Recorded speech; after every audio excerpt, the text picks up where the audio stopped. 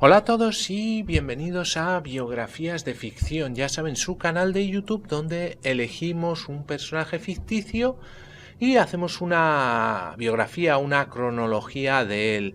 En el segundo vídeo semanal lo que hacemos es que hacemos una biografía, pero en este caso real, de alguien que ya haya sido notorio para la humanidad, célebre, etcétera. Bien, hoy vamos a hacer la biografía real de Lawrence de Arabia. Bien, antes de empezar el vídeo les voy a dar 5 segundos para que se suscriban a mi canal, porque ya saben que de esa manera me ayudan mucho para hacer nuevos vídeos. Thomas Edward Lawrence, más conocido como T.E. Lawrence o Lawrence de Arabia, nació en Tremadoc, Gales, el 16 de agosto de 1888 y fallecía en el Bovington Camp en Dorset, Inglaterra, el 19 de mayo de 1935. Fue un militar, arqueólogo y escritor británico, oficial del ejército británico durante la Primera Guerra Mundial, en la que desempeñó un notable papel como enlace durante la rebelión árabe contra el dominio otomano. Su libro autobiográfico Los 7 pilares de la sabiduría de 1926 y sobre todo la repercusión del relato sensacionalista de Lowell Thomas promocionaron su fama internacional como Lawrence de Arabia, el sobrenombre que dio título a la película de 1962 que llegaría a sustituir a la persona por el personaje. Fue definido como una personalidad de complejidad exasperante. Thomas Edward Lawrence nació en Tremadoc, Gales. Era hijo legítimo de Thomas Robert Tate Chapman, un aristócrata terrateniente mitad inglés, mitad irlandés, que abandonó a su mujer y a sus 4 hijas para unirse a Sarah Janner, después Sarah Lawrence, institutriz de las niñas que por su educación era escocesa, pero por sus raíces era en parte inglesa y en parte escandinava. Thomas Edward fue el segundo de los 5 hijos de la nueva pareja.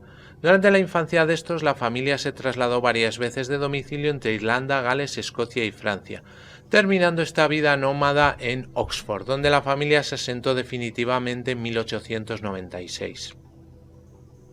En el verano de ese año, Thomas Edward entró en la Oxford City High School, donde estudió hasta graduarse en el verano de 1907. Su interés por la historia medieval, por las cruzadas y la arqueología se remonta a su época de colegial y a las excursiones a pie y en bicicleta con su padre y hermanos para visitar castillos y sitios arqueológicos. En las vacaciones escolares de 1906 y 1907 hizo extensos viajes en bicicleta por Francia. Empezó a verse su plan de estudiar la arquitectura militar de las cruzadas. En el mes de octubre del año 1907 se matriculó en el Jesus College de la Universidad de Oxford con una pequeña beca, animado por David George Hodgar, arqueólogo especialista en Oriente Medio y director del Ashmolean Museum de Oxford. Emprendió en el verano de 1909 su primer viaje a Oriente Medio, que lo llevó siempre a pie desde el norte de Palestina, por la costa del Líbano y parte de Siria occidental hasta la región del Éufrates. El principal objetivo del viaje era recoger material para su tesis sobre la arquitectura militar de las cruzadas, que presentó en 1910 con el título The Influence of the Crusades on European Military Architecture, publicada después de su muerte con el título de Crusader Castles. En otoño de 1910, Lawrence fue invitado por su mentor Hogarth a unirse a la expedición arqueológica que el Museo Británico había organizado para trabajar en los yacimientos hititas de Carquemis, a orillas del Éufrates. Durante varias temporadas de excavaciones, bajo la dirección de Leonard Woolley, entre el año 1910 y 1914, Lawrence confirmó su afición por la arqueología, pero también amplió sus conocimientos de la lengua y la cultura árabes, y además descubrió su interés por los problemas histórico-políticos de la región. A ello contribuyó seguramente la relación de afecto y amistad con Dahoud, un joven peón de los que trabajaban en las excavaciones. En el comienzo de 1914, y de acuerdo con el Museo Británico, Woolley y Lawrence fueron enviados por el Fondo para la Exploración de Palestina a la península del Sinaí, donde debían unirse a la expedición del capitán Stuart Newcomen. La función de los arqueólogos era dar una apariencia académica a lo que en realidad era un estudio topográfico de carácter militar. En marzo de ese mismo año, Lawrence estaba de vuelta en Carchemish, donde empezó a redactar el informe para el Palestine Exploration Fund, el Fondo para la Exploración de Palestina, titulado The Wilderness of Things, que terminó en Oxford entre julio y septiembre de ese año. Al estallar la Primera Guerra Mundial y tras la declaración de guerra del Reino Unido a Alemania el 4 de agosto de 1914, Lawrence se presentó inmediatamente como voluntario, pero no fue admitido hasta octubre en la Geographical Section of the General Staff en Londres, primero como civil y más tarde como segundo teniente intérprete. En diciembre fue destinado al Cairo cuando el Reino Unido acababa de declarar la guerra al Imperio Otomano y a Egipto, ya que había sido proclamado protectorado británico. Allí entró a formar parte con Newcomb y Woolley, entre otros, del recién formado Departamento de Inteligencia Militar. Su trabajo consistía en hacer mapas y en recoger e interpretar información de diversas fuentes. El departamento participaba asimismo en diseñar las estrategias de tipo político a seguir en la región, que en esa primavera de 1915 aún no estaban definidas del todo, pero que iban claramente en el sentido de una participación del Imperio Otomano al final de la guerra. Por un lado estaba Francia, con su interés declarado por Siria, y por el otro Rusia, con sus pretensiones sobre los Dardanelos y Constantinopla, mientras el Reino Unido aspiraba a Mesopotamia y el puerto de Alejandreta. Y aunque ya en esta fecha temprana eran evidentes las diferencias que existían entre los aliados sobre el futuro del Imperio Otomano, franceses y británicos estaban de acuerdo en la necesidad de avivar la subversión de las provincias árabes. Su futuro era el problema candente. En abril de 1916 llegó una crisis en la campaña iniciada en Mesopotamia por el mando británico para proteger los intereses británicos en el Golfo Pérsico. El ejército británico, bajo el mando del general Townshend, quedó atrapado en Kut al-Amara, Irak, donde los otomanos exigían su rendición incondicional. Lawrence fue enviado desde el Cairo en misión secreta para conseguir, mediante un soborno de 1.000.000 de libras esterlinas, que el comandante de las fuerzas otomanas, Ali Pasha, levantara el sitio y permitiera la retirada de Townshend y sus tropas. Tras fracasar en ese empeño, Lawrence regresó a El Cairo. A su vuelta al Cairo en mayo de 1916, la cuestión de la rebelión árabe había alcanzado un punto crítico. Avisados de los planes de insurrección entre los militares de Siria, los turcos acababan de ejecutar a 21 nacionalistas árabes en Damasco y estaban a punto de enviar tropas hacia el Hiyaz, el otro centro insurreccional en torno al jerife de la Meca, Hussein ibn Ali. La rebelión allí debía desencadenarse inmediatamente bajo peligro de ser sofocada rápidamente y efectivamente se inició el 5 de junio contra todas las expectativas. Los primeros meses de la rebelión fueron tan azarosos como los planes de apoyo por parte de los mandos británicos en el Cairo, ocupados en clarificar sus atribuciones y atentos a otra empresa prioritaria en la península del Sinaí, que debía abrir un nuevo frente contra los turcos al sur de Palestina. Cuando Lawrence ya ascendió a capitán, llegó el 16 de octubre a Yida, en la costa del Mar Rojo, acompañado como observador al enviado británico Ronald Storrs en visita al jerife Hussein. Encontró una situación preocupante con las fuerzas rebeldes descoordinadas y la ayuda británica limitada a la primera línea costera. Su visita al campamento de Faisal, el tercer hijo del jerife, fue decisiva. En este hombre de 31 años, culto y ascético, encontró un personaje congenial con capacidad de liderazgo, convencido como él de que la rebelión árabe podía triunfar y llevar al establecimiento de un Estado árabe independiente y soberano con capital en Damasco. Lawrence volvió al Cairo lleno de entusiasmo por la causa árabe y con característica tenacidad logró que a finales de noviembre le destinaran como enlace temporal al ejército irregular de Faisal, acampado en Yembo. Al dar este paso, Lawrence ya conocía las promesas que desde el Cairo se habían hecho a Hussein en los primeros momentos de la guerra, asegurándole un Estado panárabe independiente bajo su gobierno si unía sus fuerzas con los aliados contra los otomanos. Es lo que se conoce como el compromiso McMahon, McMahon Pledge.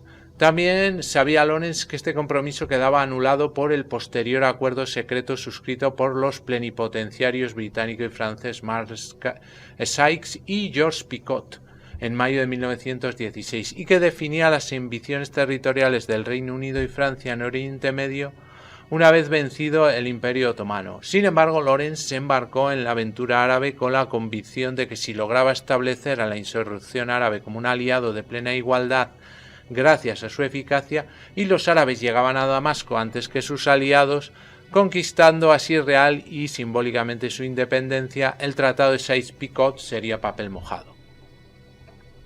Este razonamiento contradictorio y sin embargo válido es el que inspiró su intervención en el avance de las fuerzas irregulares de Faisal a lo largo de la costa del Mar Rojo, con incursiones tierra adentro para atacar el ferrocarril del Haizad, esquivando las fortalezas turcas y levantando sucesivamente a las tribus de la zona en un brillante ejemplo de guerra de guerrillas.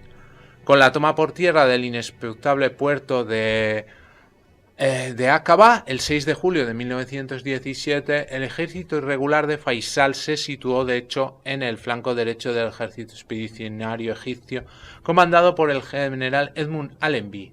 Lawrence no tardó mucho en convencer a Allenby de que los irregulares árabes apoyados por un incipiente ejército regular árabe eran los aliados imprescindibles para el avance hacia Gaza, que cayó en octubre, y Jerusalén, que cayó en diciembre. Siria y su capital, Damasco, quedaban así al alcance de la mano. El curso de la guerra en los frentes europeos y la salida de Rusia de la contienda a raíz de la revolución bolchevique de octubre-noviembre de 1917 aceleraron también los acontecimientos en Oriente Medio.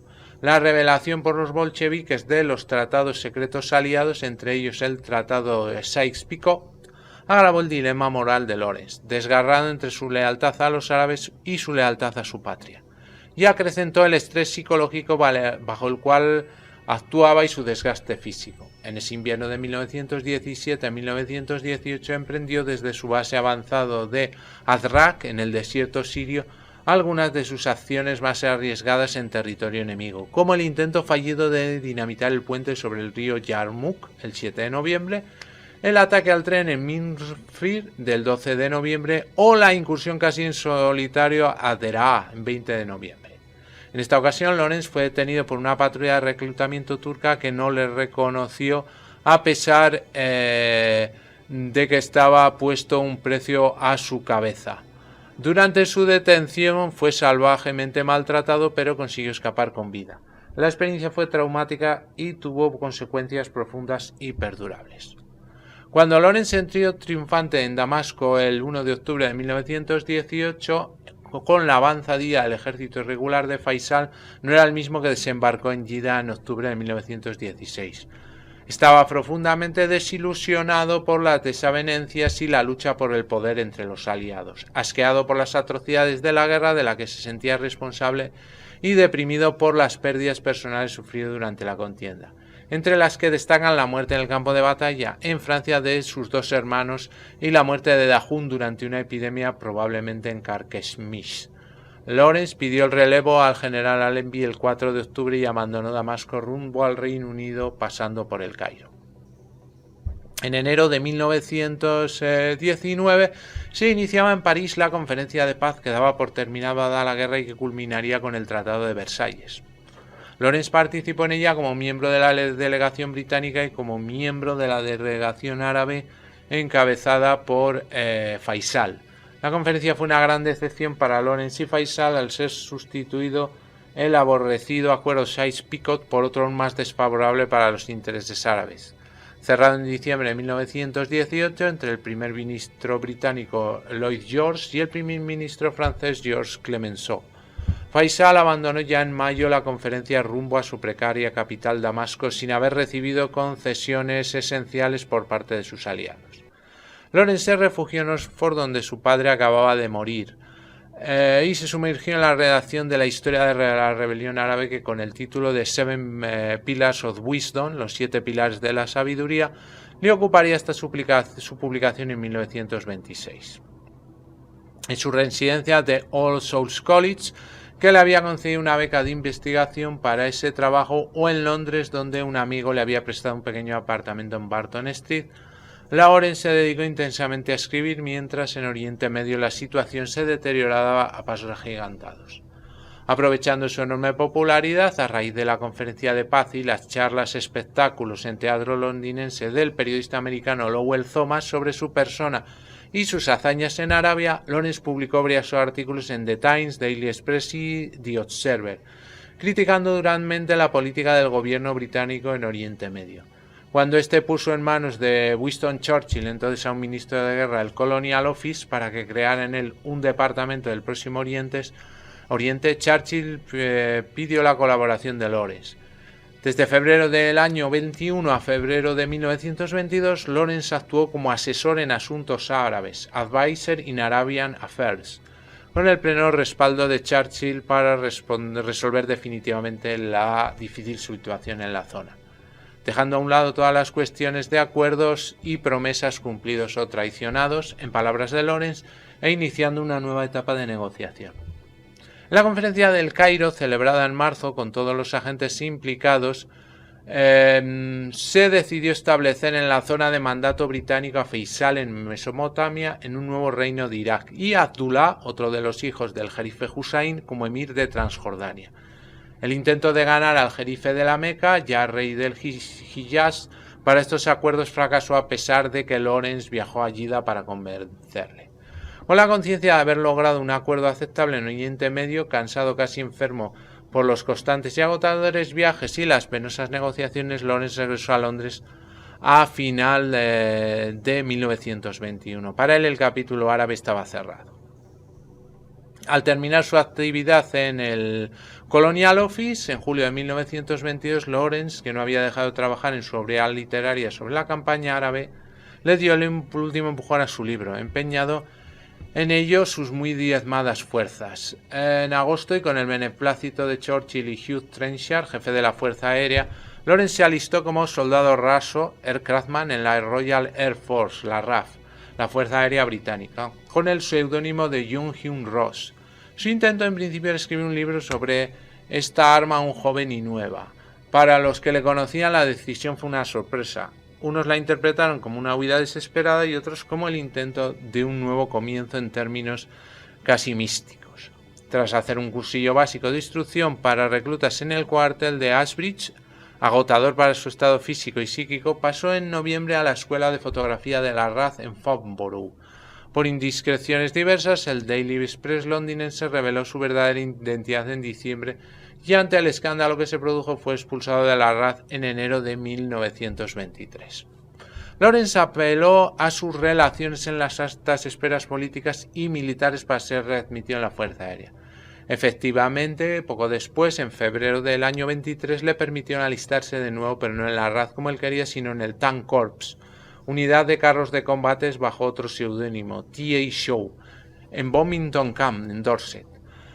Lawrence pasó los 2 años siguientes dedicado a cumplir con sus deberes en el cuartel, con escapadas a Cloud Hills, la casita rústica que había adquirido en la proximidad pensando en su vejez, y las excursiones con su moto Broad para visitar a sus amigos cercanos, como el venerado novelista Thomas Hardy.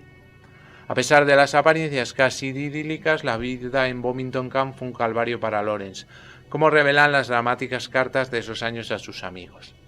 Gracias a la intervención enérgica de amigos como los escritores John Bohan o George Bernard Shaw, los altos mandos consintieron en readmitir a Lawrence en la RAF, como era su deseo, y le destinaron en agosto de 1925 a la Escuela de Cadetes de la RAF en Cromwell, siempre como soldado raso o aircraftman.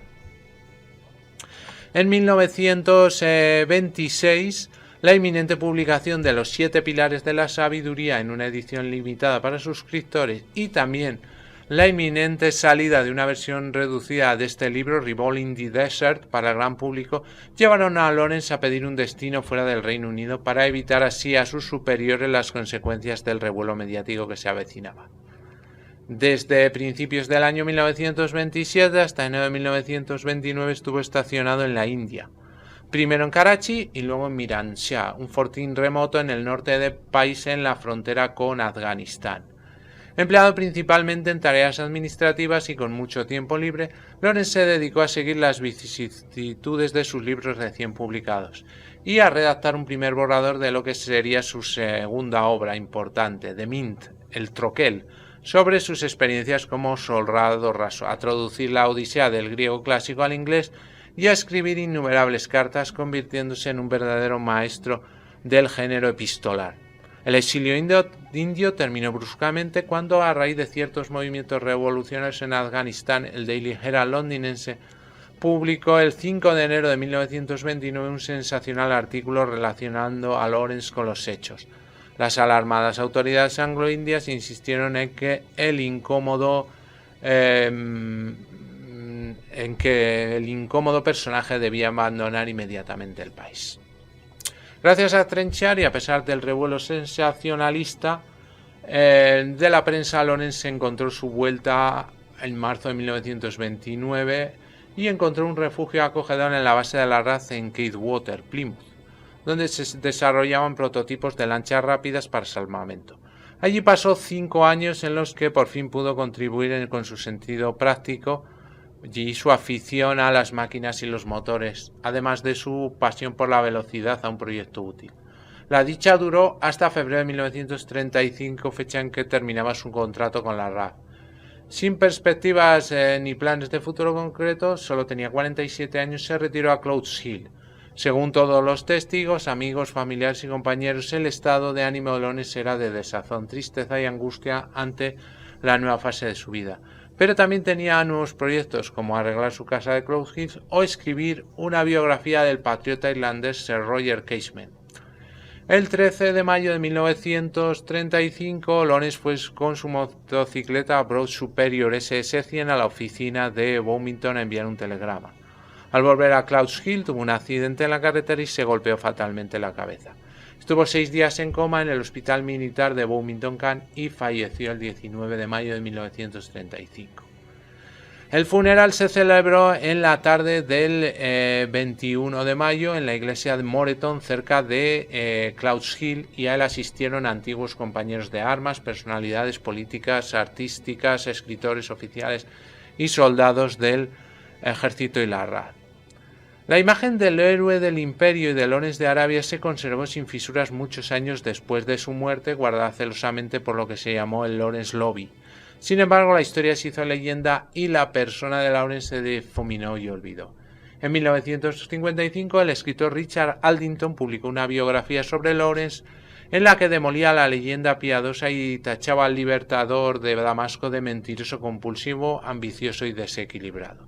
Iniciaba así un debate en torno a una leyenda nacional incontrovertida hasta entonces. En 1962, el éxito internacional de la película Lawrence de Arabia, dirigida por David Lean, con guión del autor dramático Robert Bolt y con Peter O'Toole en el papel de Lawrence, dio un nuevo giro a la discusión al presentar a Lawrence como un ser humano complejo y vulnerable. No como un manipulador, sino como un manipulado. No como un héroe de la Primera Guerra Mundial, sino como una víctima de... Muy bien, pues hasta aquí el vídeo de hoy, espero que les haya gustado y si es así me regalen un like y se suscriban a mi canal y así van a estar informados del vídeos que subimos semanalmente.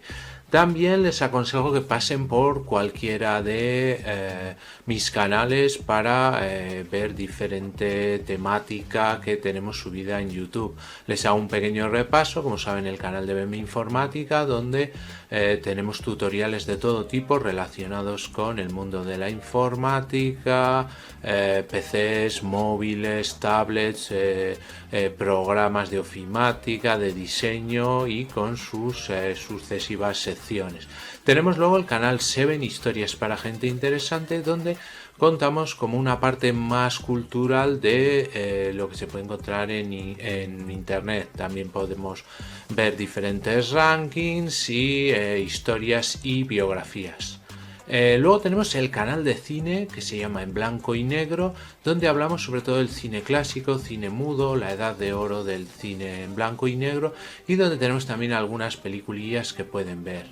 el canal PGP, Pequeña Gran Pantalla, donde hablamos de cine más moderno y series de televisión, con rankings, con personajes y actores que hablamos de ellos, e incluso pueden encontrar diferentes recomendaciones de series y películas. Y para quienes les gusten los gameplays, tenemos el canal Juego de Sagas, donde tenemos soluciones de aventuras gráficas de PC, desde las más antiguas, de los primeros PCs, hasta las más nuevas, con la característica de que van a estar todas en un solo vídeo, toda la aventura en un solo vídeo y ordenada perfectamente por capítulos para que puedan acceder a ellos. Y como les digo, pues desde las más antiguas, de los primeros PCs, incluso de MS2, pero solo en tema de aventura gráfica. Pues muy bien, muchas gracias y hasta el próximo vídeo.